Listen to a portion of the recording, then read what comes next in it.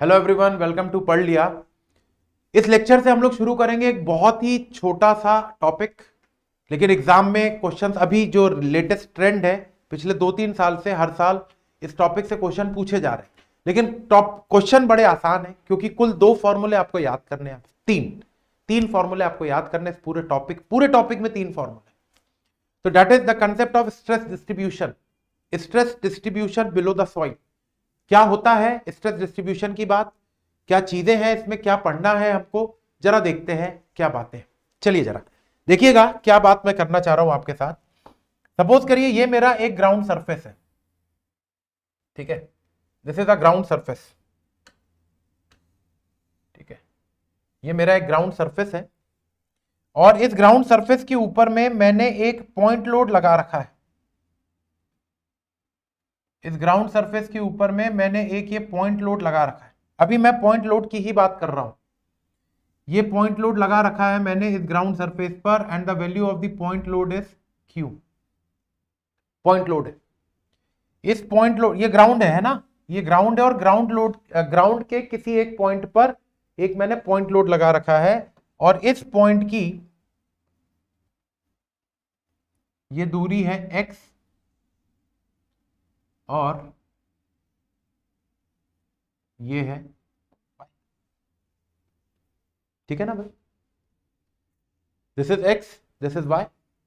ये point load लग रहा है ग्राउंड के किसी पॉइंट, मतलब ये ग्राउंड है आपका, उसके किसी एक पॉइंट पर एक मैंने लोड लगाया हुआ है and the nature of the loading is point load. Point load लग रहा है।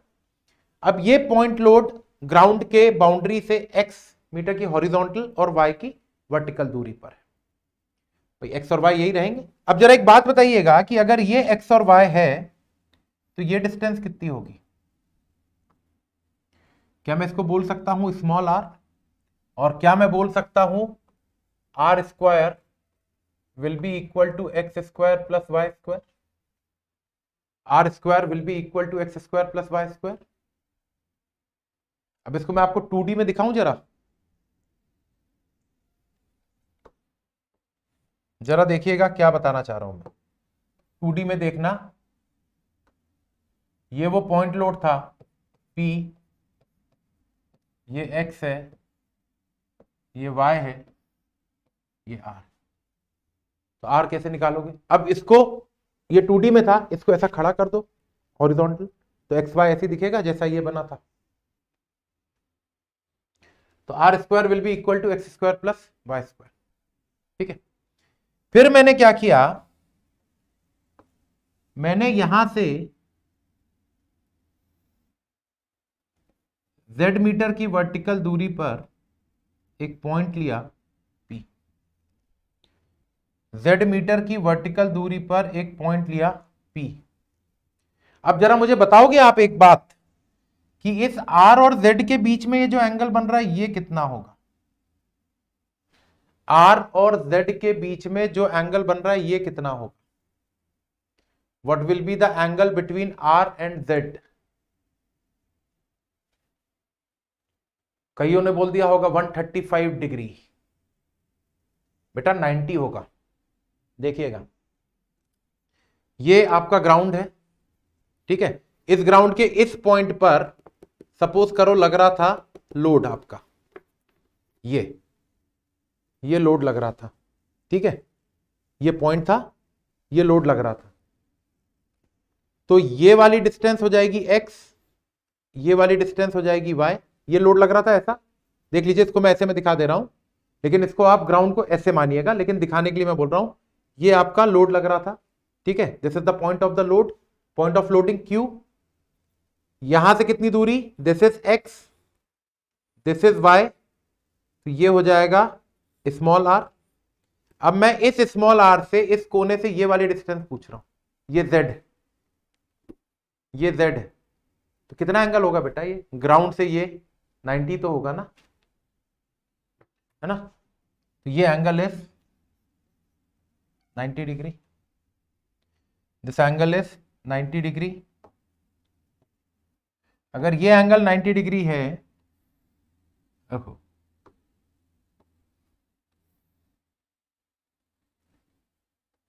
इसको मैं कैपिटल R कह रहा हूं,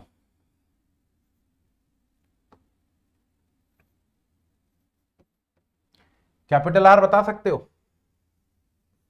क्या मैं ऐसा लिख सकता हूं R square is equal to small R square plus Z square?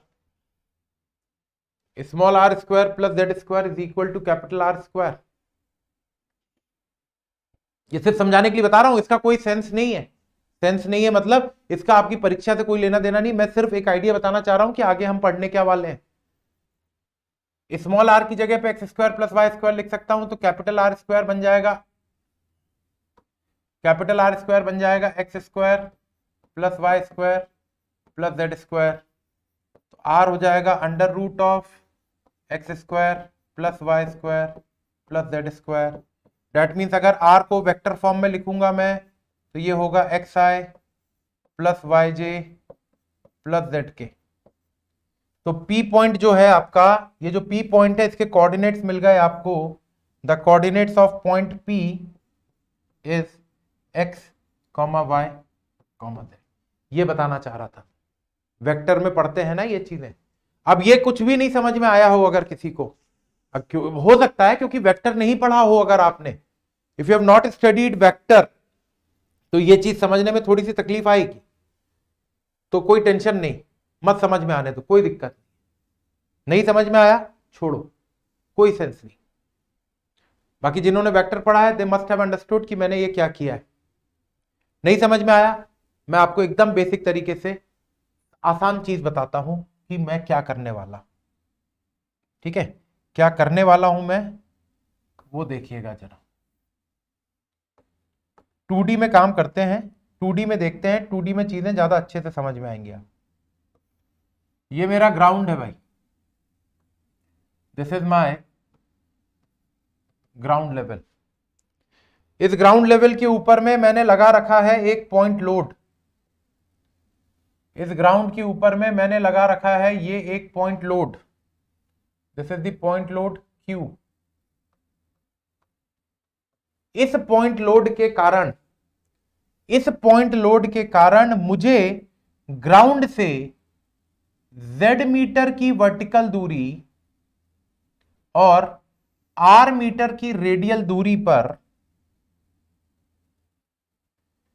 Z metre की वर्टिकल दूरी और R मीटर की रेडियल दूरी पर एक पॉइंट मिला, और इस पॉइंट पर मुझे स्ट्रेस की वैल्यू कैलकुलेट करनी है due to this point load.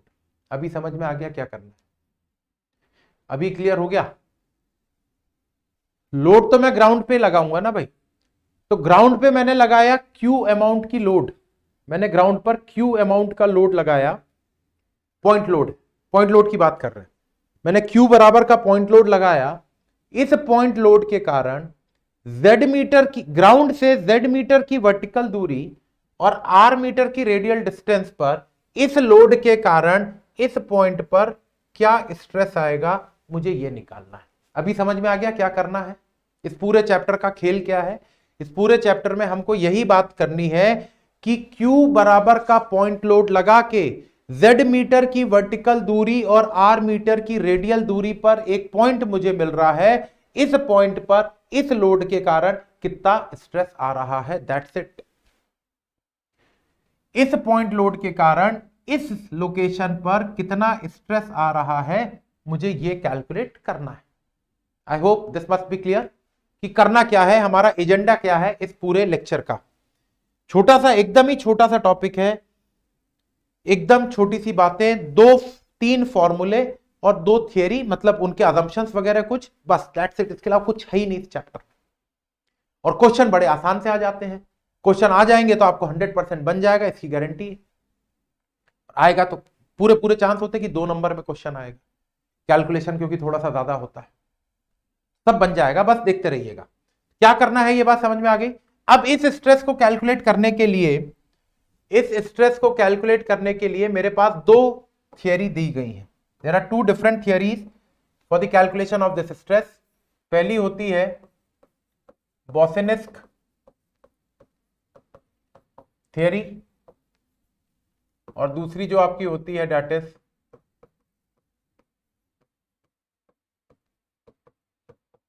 Westergaard theory. The first one is the Boussinesq theory and the second is the Westergaard theory. Boussinesq theory है और वेस्टरगार्ड थियरी है। तो एक एक करके इन दोनों थियरी को देखते हैं, इन्होंने क्या फॉर्मूला दिया, इन थियरी के क्या अजम्पशन थे, दैट्स इट, कहानी खत्म हो जाएगी आपकी। तो बॉसिनेस थियरी पढ़ते हैं पहले और उसके बाद लेंगे फिर वेस्टरगार्ड की थियरी।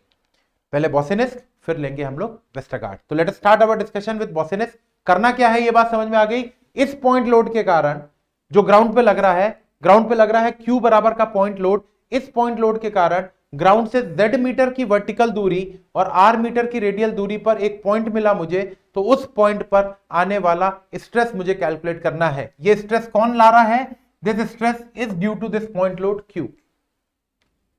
ठीक है, चलिए तो शुरुआत करते हैं बॉसिनेस की थियरी से।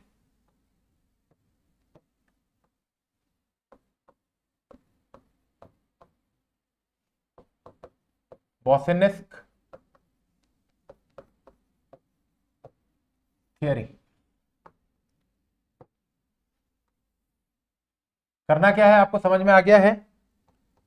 मुझे ग्राउंड लेवल से, ये मेरा ग्राउंड लेवल पे लग रहा है एक पॉइंट लोड, ये लगा ग्राउंड लेवल पे पॉइंट लोड। इस पॉइंट लोड के कारण ग्राउंड से Z मीटर की वर्टिकल दूरी और R मीटर की रेडियल दूरी पर एक पॉइंट मैंने सेलेक्ट किया। Z मीटर की वर्टिकल दूरी, R मीटर की रेडियल दूरी पर एक पॉइंट, इस पर मुझे निकालना है stress due to the point load Q। और एक थियरी कौन सी यूज करनी है, बॉसिनेस की थियरी यूज करनी है।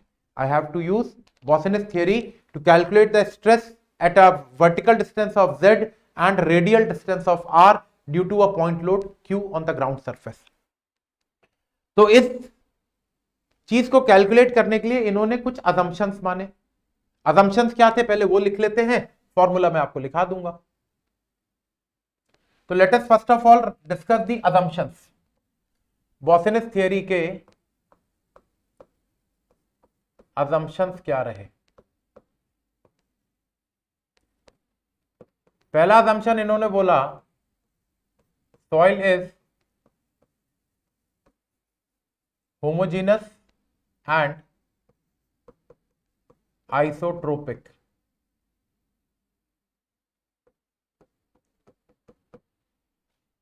सॉइल आपकी होमोजेनस है, आइसोट्रोपिक है। आई होप कि होमोजेनस का मतलब और आइसोट्रोपिक का मतलब आपको पता है, बहुत सारी जगह पर हमने इस बारे में बात की है। दूसरी बात, सॉइल इज इलास्टिक। इलास्टिक है मतलब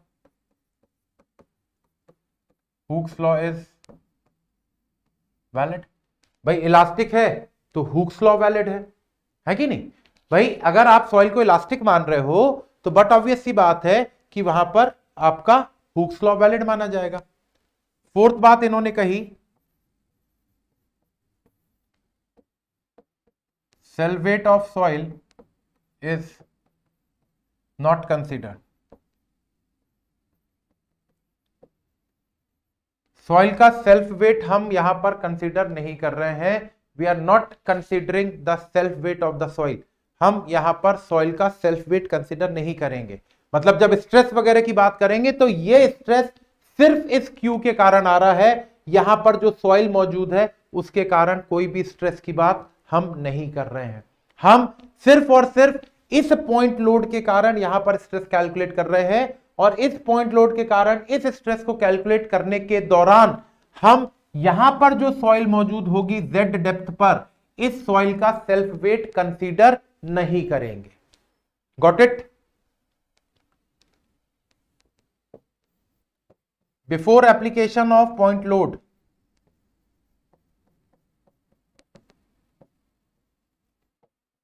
before application of point load, the soil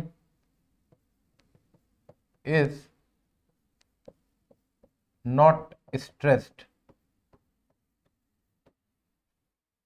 point load के लगने से पहले, पॉइंट लोड के लगने से पहले आपकी सॉइल पर किसी भी प्रकार का कोई भी स्ट्रेस नहीं था। पॉइंट लोड के लगने से पहले आपकी सॉइल पर किसी भी प्रकार का कोई भी स्ट्रेस एक्ट नहीं कर रहा था। तो ये कुछ अजम्पशंस हैं बॉसिनेस्क थियरी के। सबसे इंपॉर्टेंट चीज जो आपको याद रखनी है वो ये है कि सॉइल, बॉसिनेस्क ने सॉइल को होमोजेनस और आइसोट्रोपिक माना है। As per Bosenisk, the soil is homogeneous and isotropic. This is the most important assumption of Bosenisk theory. क्योंकि वेस्टरगार्ड थियरी में वेस्टरगार्ड ने सॉइल को एनाइसोट्रोपिक माना था। आगे जब लिखेंगे तो बात करेंगे, बॉसेनिस्क जब पढ़ेंगे तो बात, वेस्टरगार्ड जब पढ़ेंगे तो बात करेंगे। अभी फिलहाल में we are dealing with the Boussinesq theory. तो बॉसेनिस्क ने बोला कि भाई हमारी जो सॉइल है that is homogeneous and isotropic, elastic है, हुक्स लॉ वैलिड है, self weight of the soil consider नहीं किया जाएगा। मतलब जिस सॉइल पर आप स्ट्रेस कैलकुलेट कर रहे हो वो स्ट्रेस सिर्फ और सिर्फ कैलकुलेट होगा किसके कारण? Due to this point load. इस पॉइंट लोड के कारण यहां पर स्ट्रेस कैलकुलेट होगा और इस स्ट्रेस के कैलकुलेशन के दौरान यहां पर जो सॉइल है, इस सॉइल को आप, उस सॉइल का वेट आप कंसीडर नहीं करोगे, क्योंकि अगर वेट कंसीडर करते तो वेट ऑफ द सॉइल के कारण भी तो स्ट्रेस आता। अगर आप वेट कंसीडर करते तो वेट ऑफ द सॉइल के कारण भी स्ट्रेस आता। हमको वो कंसीडर करना ही नहीं है, हम तो सिर्फ इस एक्सटर्नल लोडिंग के कारण इस पॉइंट पर कितना स्ट्रेस आ रहा है ये हमने कैलकुलेट करना है। I hope this must be clear to everyone. चलिए, अगर ये बात आपको क्लियर हो गई, सारे असम्पशंस आपको क्लियर हो गए, now let us discuss the formula given by Boussinesq. Boussinesq ने क्या फॉर्मूला दिया था वो फॉर्मूला देख लेते हैं, बस यही तो है। तो देखिएगा क्या इन्होंने बोला। करना क्या है हमको, देख लीजिए फिर से। हमको ये ग्राउंड लेवल है, this is our ground level.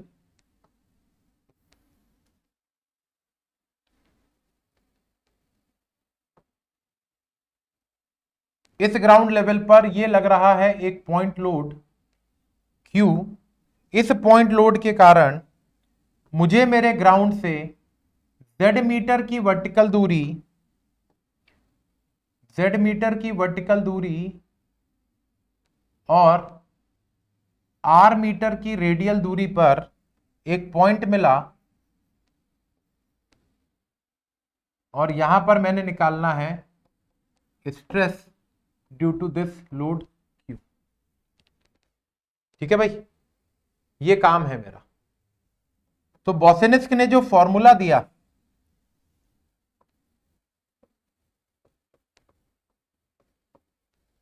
That is sigma Z is equal to KB into Q by Z square. Q आपको दिख रहा है, Z आपको पता है, जो नहीं पता है वो है KB। देखने में बड़ा आसान सा लग रहा है ना कि क्या ही तो है, कितना आसान तो है formula.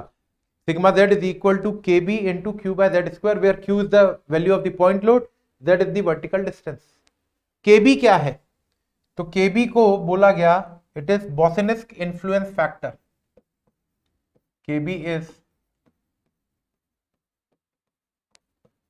बॉसेनिस्क influence factor and the value of KB, अब देखना, अब मजा आएगा। वैल्यू ऑफ KB 3/2 पाई, अच्छा लग रहा है यहां तक देखने। 1/1 प्लस R बाई Z का whole square, 3/2 pi into 1/1 plus R by Z का होल स्क्वायर और पूरे की पावर 5/2।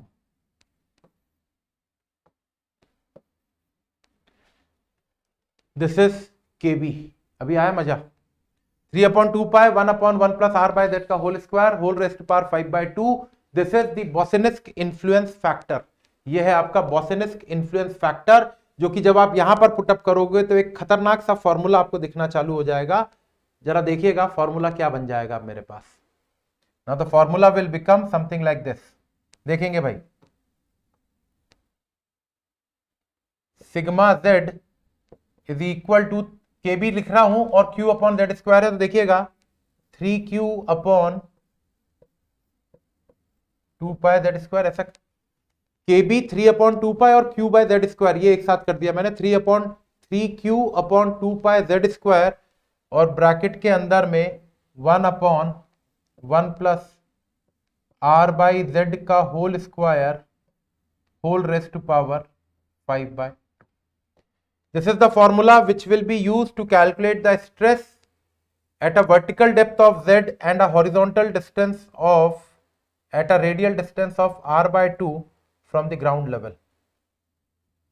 ठीक है भाई, ये याद रखिएगा, सिर्फ यही याद रखना है आपको.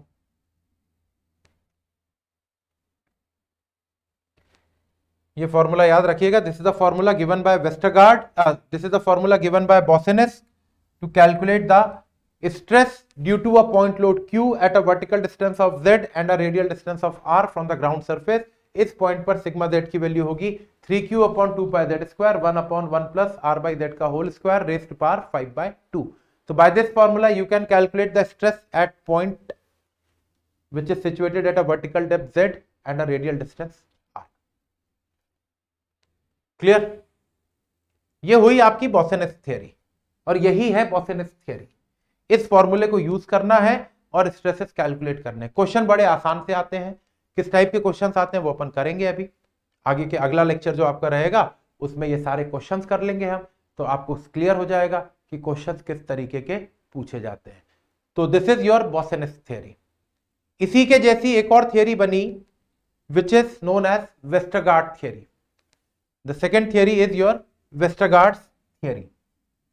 तो देखते हैं वो क्या है भाई.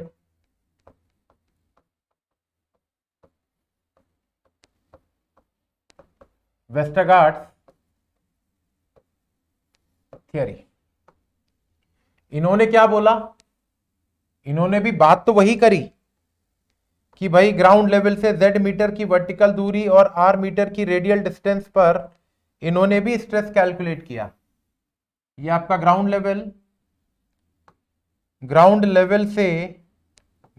पे लगा दिया एक पॉइंट लोड. ये लग गया एक पॉइंट लोड. इस पॉइंट लोड के कारण ग्राउंड लेवल से z मीटर की वर्टिकल दूरी और r मीटर की रेडियल दूरी पर एक पॉइंट लिया हमने. z मीटर की वर्टिकल डिस्टेंस और r मीटर की रेडियल डिस्टेंस पर एक पॉइंट लिया और यहां पर हमने निकाला the value of sigma z due to a point load q. करना तो यहां पर भी यही है, बस दो लोग थे तो दोनों ने अपनी अपनी थ्योरी दी. वो उनका नाम बॉसेनिस्क था तो बॉसेनिस्क ने जो थ्योरी दी वो बॉसेनिस्क थ्योरी कहला गई. वेस्टरगार्ड जो आए तो इन्होंने अपनी थ्योरी दी, ये वेस्टरगार्ड थ्योरी कहला गई. दोनों थ्योरी में अंतर यह है कि बॉसेनिस्क ने सॉइल को आइसोट्रोपिक माना था. बॉसेनिस्क ने सॉइल को आइसोट्रोपिक माना था जबकि वेस्टरगार्ड ने सॉइल को एनाइसोट्रोपिक माना. वेस्टरगार्ड ने सॉइल को एनाइसोट्रोपिक माना. बस यही एक अंतर है. तो बाकी सारे assumptions आर एग्जैक्टली सेम. बाकी सारे assumptions आर सेम. सिर्फ जो assumption डिफरेंट है मैं वो लिख रहा हूं. सॉइल इज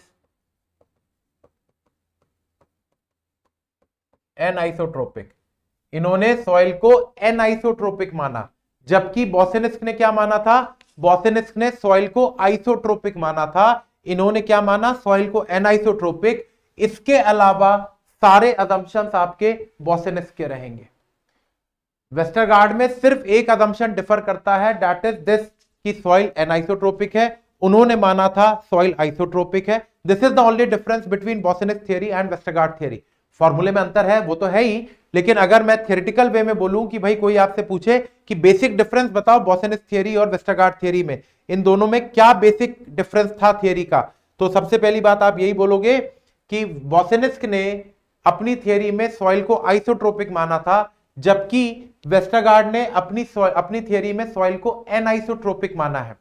अब सॉइल को एनाइसोट्रोपिक माना है मतलब मालूम है आपको क्या है, मतलब मैं इनकी थ्योरी को, मैं वेस्टरगार्ड की थ्योरी को इस असम्पशन के बेस पर मैं इस थ्योरी को यूज कर सकता हूं.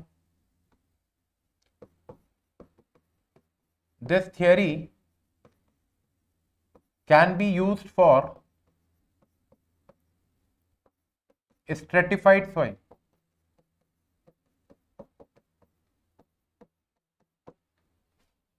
This theory can be use for stratified soil, क्योंकि भाई स्ट्रेटिफाइड सॉइल मतलब लेयर्ड सॉइल, याद करिए परमेबिलिटी की वो चैप्टर, स्ट्रेटिफाइड सॉइल मतलब लेयर्ड सॉइल। और अगर सॉइल अलग अलग लेयर में एग्जिस्ट होगी तो बेटा अलग अलग प्रॉपर्टीज होंगी, इसका मतलब एनाइसोट्रोपिक सॉइल ही तो हुई वो।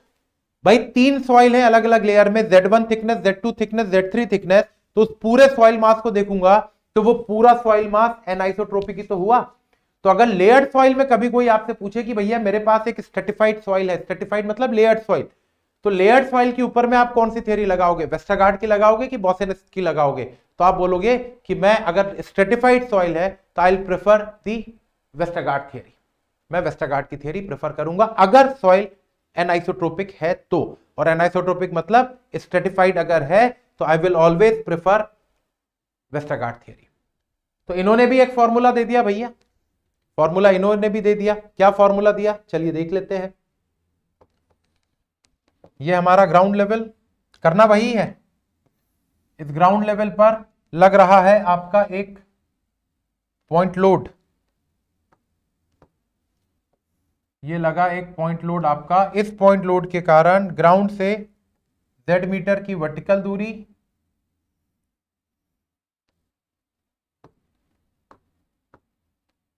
Z मीटर की वर्टिकल दूरी, R मीटर की रेडियल दूरी पर एक पॉइंट सेलेक्ट किया और यहां पे निकाला हमने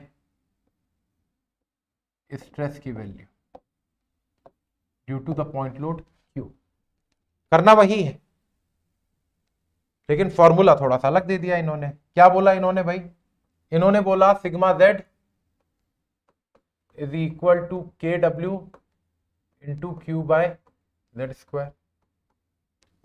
आप बोलोगे अंतर क्या है सर, वहां K भी था यहां KW है, बस KW यहां पर कहलाएगा बोसेनेस्क की जगह पे हो जाएंगे अब ये वेस्टरगार्ड का इन्फ्लुएंस फैक्टर, वेस्टरगार्ड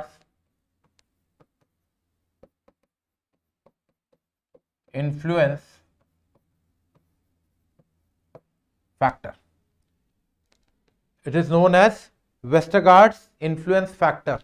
और ये वेस्टरगार्ड इन्फ्लुएंस फैक्टर का फॉर्मूला, मतलब वेस्टरगार्ड इन्फ्लुएंस फैक्टर निकालने का जो तरीका है, वहां पे क्या था ब्रैकेट के बाहर 3/2 पाई,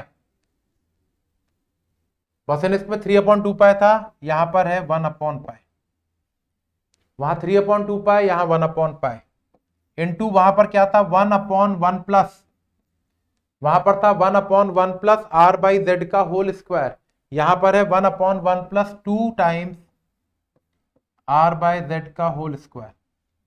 वहां पर सिर्फ R बाई Z का स्क्वायर था, यहां पर 2 टाइम्स R बाई Z का होल स्क्वायर है, और पूरे की पावर वहां पे 5/2 थी, यहां पर होल रेस्ट टू पावर 3/2, 1/पाई into 1/1 plus 2 times R by Z का होल स्क्वायर और होल रेस्ट टू पावर 3/2।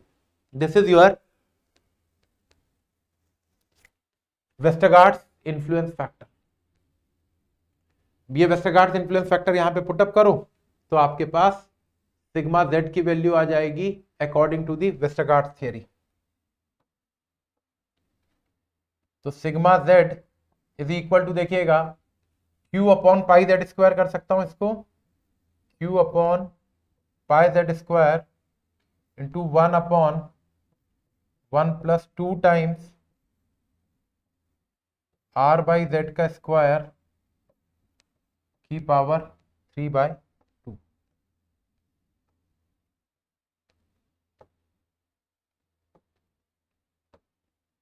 समझे भैया? This is the formula given by Westergaard to calculate the stress.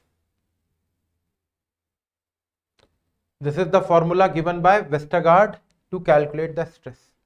एक हुआ बोसेनेस का फॉर्मूला, एक हुआ वेस्टरगार्ड का formula to calculate the stress. लेकिन याद रखिएगा ये सारे स्ट्रेसेस जो निकाले गए हैं that is due to the point load. ये सारे स्ट्रेस जो कैलकुलेट किए गए हैं that is due to the point load. Point load के कारण ये स्ट्रेसेस निकले हैं, है ना। these stresses are calculated due to the point load। लेकिन पॉइंट लोड के अलावा कोई दूसरा लोडिंग भी तो हो सकता है। एक और लोडिंग कंसीडर किया गया था जिसको लाइन लोडिंग कहा जाता है।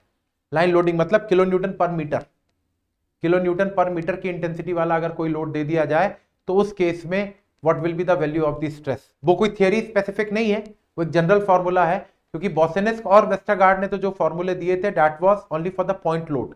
उन्होंने जो फॉर्मूले दिए हैं वेस्टरगार्ड ने या फिर बोसेनेस्क ने, ये सिर्फ पॉइंट लोड के लिए है। लेकिन पॉइंट लोड के अलावा अगर किसी और प्रकार की लोडिंग आ गई तो फिर फॉर्मूला क्या बनेगा वो देख लेते हैं। तो ये कोई थियरी स्पेसिफिक फॉर्मूला नहीं बता रहा हूं, ये एक जनरल फॉर्मूला है जो आपको याद रखना है। मुझे सिग्मा जेड की वैल्यू निकालनी है वापस से, due to a line load of Q kilo Newton per metre.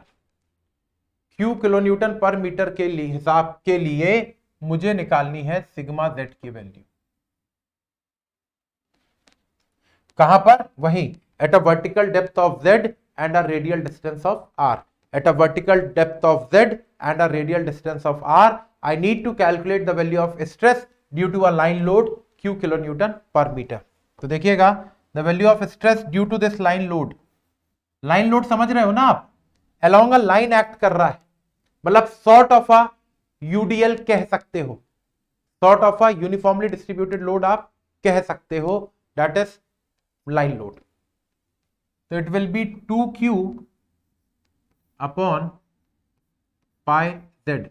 2 और z में कंफ्यूज मत होइएगा, है ना, इसलिए 2 को मैं जनरली ऐसा नहीं लिख रहा हूं, मैं 2 को हमेशा ऐसा लिख रहा हूं ताकि z और 2 आपको अलग अलग दिख जाए, नहीं तो कई बार कंफ्यूज हो जाते हैं।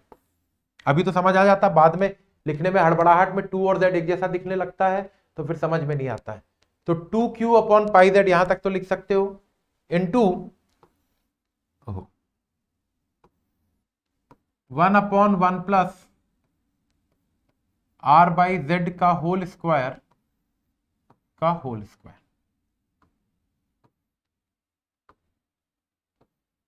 आर बाय जेड का होल स्क्वायर का whole square. This is the formula to calculate the stress due to a line load of q intensity. Q intensity की लाइन लोडिंग के कारण जो स्ट्रेस जनरेट होगा कहां पर? ग्राउंड से जेड मीटर की वर्टिकल दूरी और आर मीटर की रेडियल दूरी पर। मतलब कैसा दिखेगा ये जरा देख लीजिए।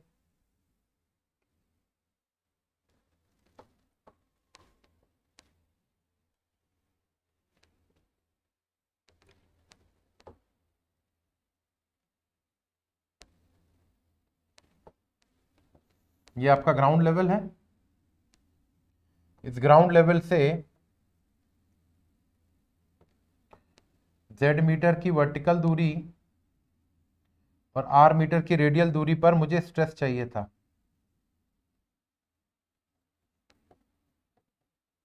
है ना, 3D में दिखाने की कोशिश कर रहा हूं आपको, देखिएगा जरा।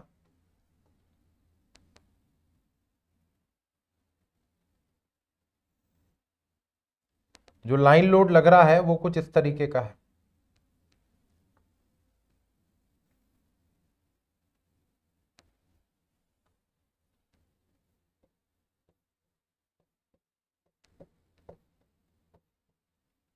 ये ग्राउंड रहा होगा, उस ग्राउंड पर इस प्रकार का लाइन लोड लग रहा है q kilo Newton per metre का। तो q kilo Newton per metre के लाइन लोड के लिए द स्ट्रेस इंटेंसिटी या the stress value will be given by 2q upon pi Z into 1 upon 1 plus are by Z का square whole रेस का भी square. This is the formula to calculate the stress due to the line load at a vertical depth of Z and a radial distance of r. तो total ये 3 फॉर्मूले जो मैंने आपको बताए यही आपके सिलेबस का पार्ट है और इसी से आपसे क्वेश्चन पूछे जाते हैं गेट में। कौन कौन से बातें? बोसेनेस्क, वेस्टरगार्ड और लाइन लोडिंग के लिए। तो हमने कौन कौन से फॉर्मूले पढ़े? फर्स्ट ऑफ ऑल चलिए जरा फॉर्मूलों को एक बार लिख लेते हैं। सबसे पहले हमने पढ़ा बोसेनेस्क का फॉर्मूला। इन्होंने बोला sigma Z is equal to K B into Q by Z square. Boussinesq ने क्या बोला? Sigma Z is equal to K B into Q by Z square. और के बी की वैल्यू इन्होंने बोली कि जो के बी आप यूज करोगे वहां पर that will be 3 upon 2 pi into 1 upon 1 plus are by Z का होल स्क्वायर और whole raise to power 5 bye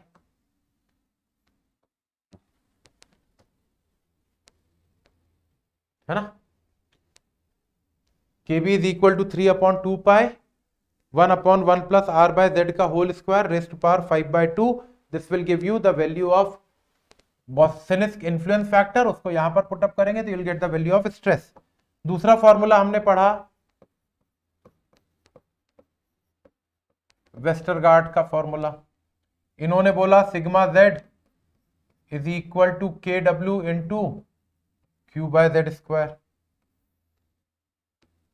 और जो के डब्ल्यू आया वो आया 1/पाई into 1/1 plus 2 times R by Z का स्क्वायर की पावर 3/2। बोलो भाई, दिस वॉज के डब्ल्यू। और फिर फाइनली लाइन लोडिंग के कारण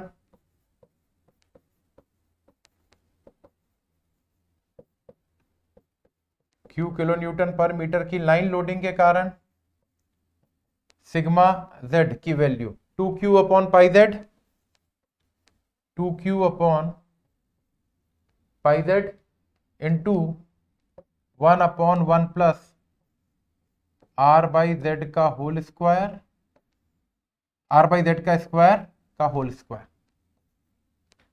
this is for line load Q।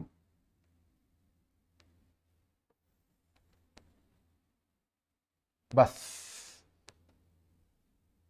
ये रहा आपका पूरा स्ट्रेस डिस्ट्रीब्यूशन की बातें। जितनी बातें मैंने बताई उतनी बातें एकदम ध्यान से दिमाग में रखिएगा। क्वेश्चन बड़े आसान से आएंगे तो 2 नंबर में ही आएंगे। मेजॉरिटी ऑफ द चांसेस, पूरे चांसेस है कि क्वेश्चन 2 नंबर में आए।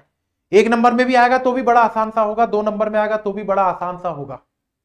फॉर्मूला देख के घबराइएगा नहीं कि यार इतना बड़ा फॉर्मूले में वैल्यूज वगैरह कैसे सब्स्टिट्यूट होगी। क्वेश्चन बड़ा आसान सा आता है। तो जब हम अगले लेक्चर में स्ट्रेस डिस्ट्रीब्यूशन के क्वेश्चंस करेंगे तो आपको ऑटोमेटिकली देख के समझ में आ जाएगा कि क्वेश्चंस कितने आसान से होते हैं इस टॉपिक में से। सीधा simply you will have to put up the values and you will get the answer. हाँ, बस आपको ये देखना है कि किस थियरी के लिए वो पूछ रहा है। मैक्सिमम चांसेस हैं बोस्सिनेस्क की थियरी के, मतलब मेजॉरिटी ऑफ द क्वेश्चन जो आप पाएंगे गेट में वो बोस्सिनेस्क से पूछते हैं। कभी कभार भूले भटके वेस्टरगार्ड से भी पूछ लेते हैं, भूले भटके लाइन लोडिंग से भी पूछ लेते हैं, लेकिन मेजॉरिटी ऑफ द चांसेस जो आपके रहेंगे क्वेश्चंस के, मतलब अगर 10 क्वेश्चन आप देखोगे तो 10 में से 7 क्वेश्चन आपको बोस्सिनेस्क के मिलेंगे, 3 क्वेश्चन में से 2-1 के प्रोपोर्शन में वेस्टरगार्ड और लाइन लोडिंग के क्वेश्चंस मिल सकते हैं। तो आपको ये सारी चीजें पढ़नी है, फॉर्मूला देख लीजिए और इस चैप्टर को पढ़िए। इस चैप्टर को इसलिए पढ़िए क्योंकि इस चैप्टर से क्वेश्चन अगर आया तो 100% आपको बनेगा। और चैप्टर कितना बड़ा है ये भी आप समझ गए, है ना। तो ऐसी चीजें तो सबसे पहले कैप्चर कर लेनी चाहिए। आया तो ठीक, नहीं आया तो कोई बहुत ज्यादा टाइम का वेस्टेज भी नहीं हुआ होगा इस चैप्टर को पढ़ने में। भाई इस चैप्टर को पढ़ने में कितना टाइम लगेगा आप? आधा घंटा, 1 घंटा? 3 फॉर्मूले याद करने में कितना टाइम लगेगा? आधा घंटा लगेगा, 1 घंटा लगेगा? 1 घंटे की तैयारी करने पर अगर आपको 2 नंबर या 1 नंबर का कोई क्वेश्चन श्योर शॉट बन रहा है तो कितना अच्छा इन्वेस्टमेंट है ये।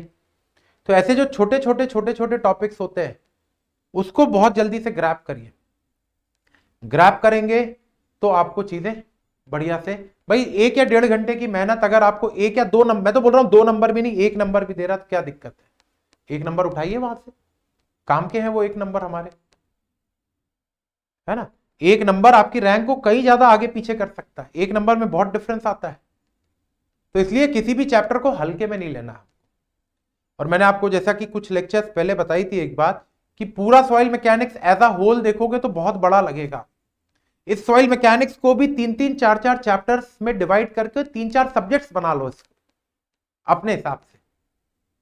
अपने हिसाब से मतलब 4 या 5 ऐसे करके आप पूरे सॉइल मैकेनिक्स को 4 या 5 छोटे छोटे पार्ट्स में डिवाइड कर लीजिए, क्योंकि पूरा soil mechanics as a whole बहुत बड़ा दिखता है। और पूरा इतना बड़ा दिखने में ना बड़ा कई बार हो जाता है कि क्या इतना सारा कैसे पढ़ेंगे। तो मैंने आपको पहले भी बताया था कि आप पूरे सॉइल मैकेनिक्स को डिस्ट्रीब्यूट कर लीजिए 3 या 4 या 5 पार्ट में। जैसे पहला पार्ट आपको रखना है फेज रिलेशन, इंडेक्स प्रॉपर्टी और सॉइल क्लासिफिकेशन। ये 3 चैप्टर जो सॉइल के थे इसको एक सब्जेक्ट मान लो। ये सब्जेक्ट 3 चैप्टर का एक सब्जेक्ट जो कि आपको 2 से 3 नंबर देके जाएगा गेट में। फिर अगला पार्ट आप बनाओ किसको, अगला पार्ट आप बनाओ permeability, seepage, effective stress, compaction, consolidation. ये पार्ट आपको देके जाएगा 3 से 4 नंबर। फिर बनाओ फाउंडेशन को एक पार्ट, और फिर लास्ट में एक बना लो शियर स्ट्रेंथ, अर्थ प्रेशर और स्लोप स्टेबिलिटी को एक पार्ट। ऐसे और पांचवा एक पार्ट बना लो। ये सब चीजें जो पढ़ रहे हो आप, पूरे सब्जेक्ट को अगर आप 5 छोटे छोटे पार्ट में डिवाइड कर लोगे ना, और एक एक पार्ट को एक छोटा सब्जेक्ट मान के पढ़ोगे, बहुत अच्छे से आपका काम हो जाएगा। क्योंकि पूरा सॉइल मैकेनिक्स ऐसा देखोगे तो लगेगा कि कैसे पढ़ूंगा इतना बड़ा, तो ऐसा देखना ही नहीं है हमको। देखने का नजरिया चेंज कर लो। नजरिया कैसे चेंज होगा, आप जो 14-15 यूनिट्स आप पढ़ रहे हो, जो 14-15 चैप्टर्स हैं सब्जेक्ट में, उसको 3-3, 4-4 चैप्टर्स के ग्रुप में बांट के 3-3, 4-4 छोटे छोटे सब्जेक्ट्स बना लो उनको। और एक एक सब्जेक्ट, वो जो 4 सब्जेक्ट आपने छोटे छोटे बनाए, एक एक सब्जेक्ट उठाओ, एक एक सब्जेक्ट 2-2, 3-3 नंबर आपको देके जाएगा। वो 3 चैप्टर, उस सब्जेक्ट में 3 चैप्टर पढ़ना आसान है, बजाय एक साथ 14 चैप्टर को देखना। फॉर्मूला यूज करेंगे ये वाला, बहुत आराम से आपका काम हो जाएगा। ये इसमें भी यूज करना है, और एक और सब्जेक्ट जो आपका एनवायरमेंटल होता है उसमें भी यूज करेंगे आप। ये बड़े सब्जेक्ट्स को छोटे छोटे पार्ट में तोड़िए, वो सब्जेक्ट अपने आप आसान दिखने लगेगा। ठीक है, तो ये हुआ हमारा स्ट्रेस डिस्ट्रीब्यूशन की बात। अब इस स्ट्रेस डिस्ट्रीब्यूशन में किस तरीके के क्वेश्चंस पूछे जाते हैं आपके गेट में, ये देखेंगे हम लोग अगले लेक्चर में। Thank you.